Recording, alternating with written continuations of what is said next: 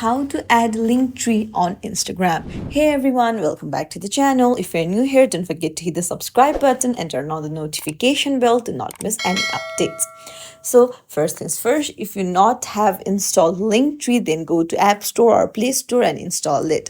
So once you log in, you will have a home page like this. Then tap on the share option.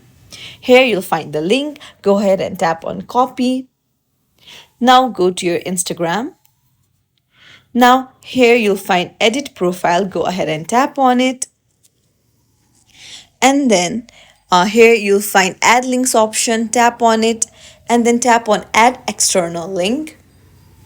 There go ahead and paste your URL.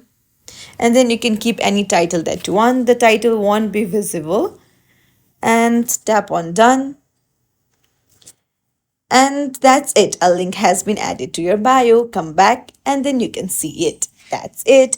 This is how you add a link tree to your Instagram. If you find this tutorial helpful, don't forget to like and subscribe to our channel for more tips and tricks. Thank you for watching. See you in the next video.